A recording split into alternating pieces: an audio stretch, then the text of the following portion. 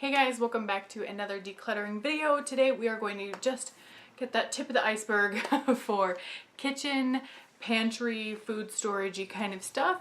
I'm going to talk about my progress with things in general. I also plan to go over some techniques that I am finding to help me better get rid of things that are cluttering up my home and my life.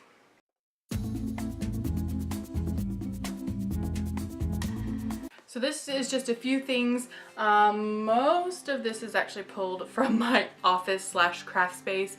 I've got, 3 videos out now about that, and more are coming. It's kind of been a catch-all storage room as well as my office and craft space. So I also had like food storage stuff there. I fancy myself a prepper. About 3 years ago, I think, I had a garden and it was really awesome. It was a great adventure to be able to can my own tomatoes and dehydrate things and all of that. But I've come to realize, again, like I say in pretty much all of these videos, get to know yourself and where you are in life right now. Right now, I am in a small apartment and I don't have a space for all of these things. I just don't have a storage space. And it will probably be years until I have space for my own garden. Now that doesn't mean I'm getting rid of everything.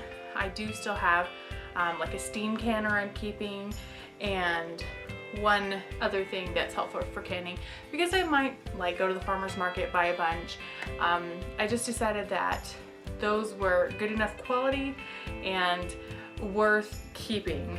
But let me just show you the other things and we'll talk a little bit more about how I've been able to do it and what I've learned along the way. I don't even know, like it's for canning, food processing, making pulp or ricing, or I don't know. I don't know if I ever used this, and it's a really awkward big thing that's taking up space. So if I don't even remember using it over the several years I've had it, and I don't anticipate using it in years, why am I keeping it? One technique that I found helpful with this stuff is a suggestion by my mom, I think. I actually went on Amazon, one of my favorite places to shop. I got my link to my store down below. And I also went on Craigslist. And I took a little piece of paper and I wrote down all of these things that I decided to be okay with getting rid of that are just taking up too much space. And in one column I put how much would it cost to replace it brand new, and the other column was how much would it cost if I bought it used. That helps me to know maybe if it's worth trying to sell or if it's just going to be a donate item. If you're going to sell it for $5, that might not be worth your time of taking the pictures and making a description and responding to comments and then trying to figure out a pickup. Like, that's a lot of work for $5. So really taking a perspective, these things I don't want to let go of. A lot of things I don't want to let go of because I perceive a value there and I don't want to waste that. I don't want to lose that. But when it comes down to it and I realize, you know what? This is going for 20 bucks on Craigslist. Yes, it's gonna add up. All the things that I'm getting rid of, I think would cost me less than 200 bucks to buy brand new, which while I'm not throwing around 200 bucks all willy-nilly, by the time I get to that place in my life that I'm actually going to use these things, I can save up that kind of money to get brand new and not have to have these take up my space. How much rent am I paying for stuff I'm not using, basically? So that's one technique that I've used to help me to get rid of things, is to really assess the value, because I don't like just wasting money. I perceive it as lost money if I'm getting rid of it. Anyway, let me show you some more things. This is to help in canning. I literally never used it. It doesn't fit the pots that I have for the right process, so it's doing no good for me. From the kitchen, this is a little straw holder. I'm going to reusable straws, which I've had, but I had some plastic ones that I was just working my way through, and it takes up space, and I have a tiny, tiny, tiny kitchen. I got this at a thrift store, and while I was getting into more baking, you know, I don't really need a sifter. If I need to sift something, I can just like push it through a sieve. This takes up a decent amount of space. It's kind of awkward to clean, and I'm not using it that often. Actually, I haven't used it, and I've had it for like a year. So again, it's that dream, but I don't need it. So this is a food dehydrator. I got this from my parents, and they had it. I remember as a teenager, maybe even preteen, there are some parts that are cracked, there are some parts that are melted. It's not ideal. And honestly, there are such better quality products out there that control the heat better. This is just like, there's no settings. You just plug it in and it does its thing. But there are so many better products out there, and where I don't have a garden that I'm dehydrating, like this is taking up too much space in my life. This beast. Pressure cooker. Oh, I think there's some dust on it. I never even used this when I was doing my canning. I don't think I ever used it once. I know it's kind of silly, but I have anxiety and the pressure cooker freaks me out a little bit. I'm just nervous that I won't keep the seal up to snuff, and then it'll explode, and then, you know, it'll like take off my head. That's kind of morbid, but I don't know, it just brings me anxiety, and the kind of things you have to can with a pressure canner, there's more danger if you don't do it right. So I'm keeping it to my steam canner. There's only certain things you have to have a high acidity to be able to do that. So, you know, I'll do my research on that, but this beast can go. I can replace it should I ever get the courage and the opportunity to get that intense with canning again. And you know what? A lot of these things I could probably borrow from a friend, even rent or something like that, if I really wanted to use it as a one-off. I've got a bread slicing kind of tray. I don't even know what you call this, but I don't make bread at home nearly enough to justify it taking up that much space in my tiny, tiny kitchen. So I have two of these. One is in the box, one is not. Brand new platter. Well, it's nice to have a giant platter. I have more rectangular ones that I kind of like the design a little better, and part of me wants to hang on to one of these because I think that this would look better for like a turkey. But when was the last time I hosted this big Thanksgiving feast? Never. Never in my life have I done that. And I just have so many of these kinds of things for when I'll have a party. But you know, again, I could probably borrow one from someone if I desperately needed it. And I use the word need very loosely there, because do you need this? Another tip that I have been learning about getting rid of things is to get rid of them quickly, because I have my piles here of stuff that I'm waiting to list on Facebook or on Craigslist, or just get to the donation pile. And as it sits there and I see it, I think, well, you know, maybe, I mean, the other tray that I kept wouldn't hold the turkey quite as well. Maybe I should keep one. And then you find yourself justifying why these things can stay and keep cluttering your house. So it's good to get rid of things quickly. Not that you should be hastily and unthoughtfully getting rid of things so you regret them, but once you've made your decision and you feel good about it, get it out of the house. Here I have a representative case of mason jars. I have quite a few, and I actually got rid of quite a few in my last move, but where I'm being realistic about just simmering down on things, I'm gonna keep some, because things like canning jelly, really easy. So maybe I'll keep a few more of those and I'll actually make some jelly instead of buying it from the store. So as Gail Goddard on the Clutter Fairy YouTube channel says, keep a representative sample of some things. She kind of uses that term in a little bit different way a lot, but I'm going to keep a few. I haven't quite gone through my pantry. This is all out of my kitchen and my office storage space, but I also have a pantry that they're taking up space, and just really simmering it down. If I need to replace them, they're not that expensive. They really aren't. In principle, I do not like unitasking things. This one I was so bad about.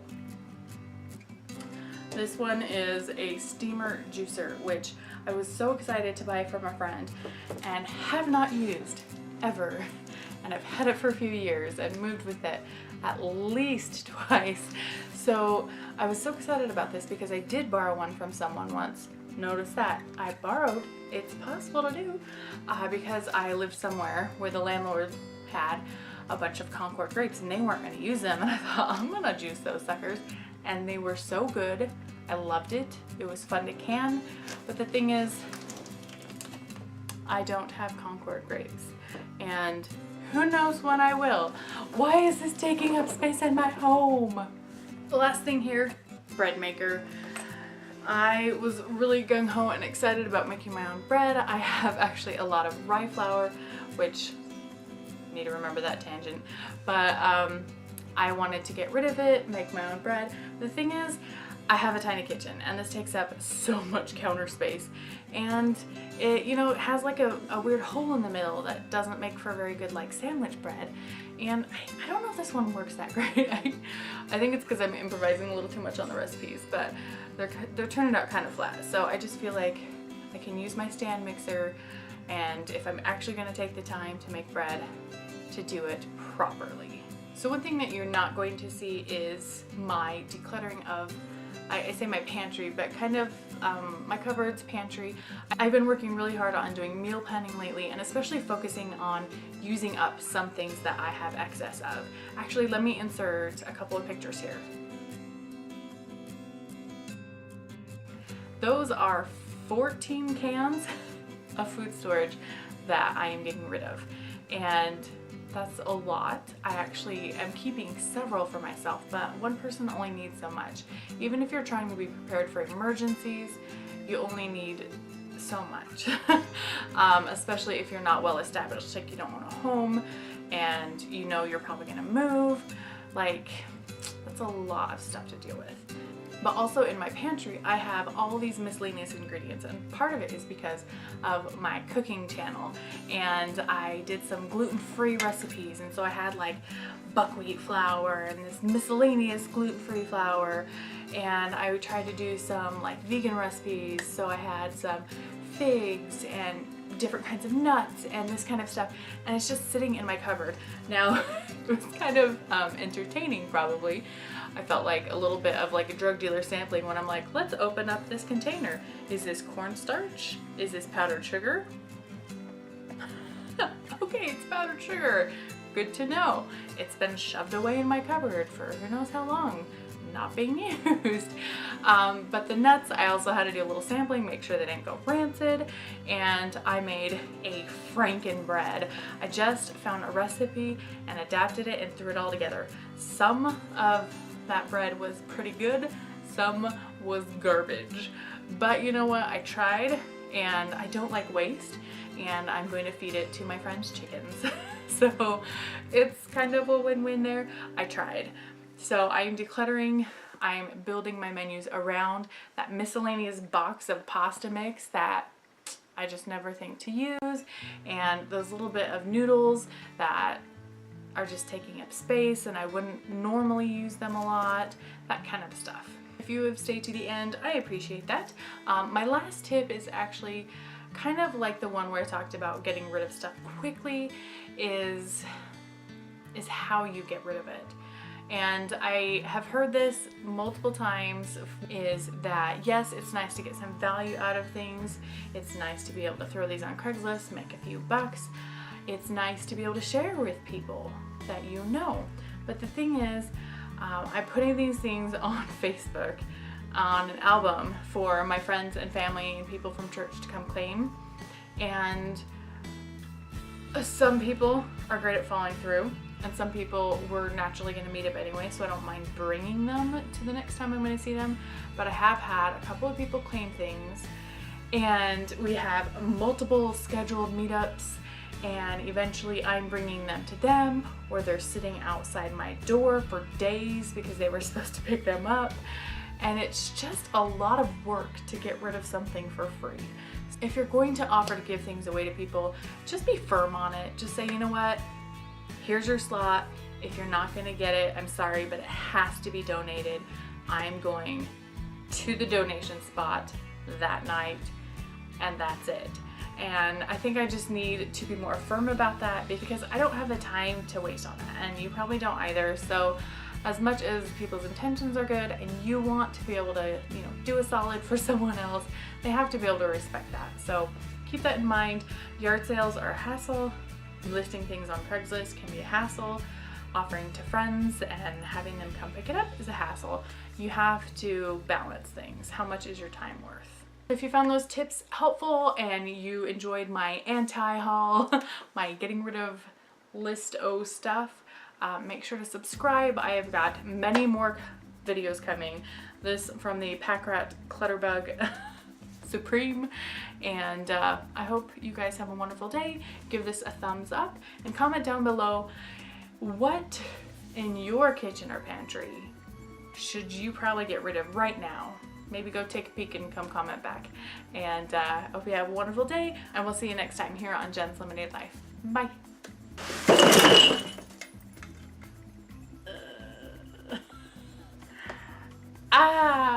Let's drop glass jars on the dog.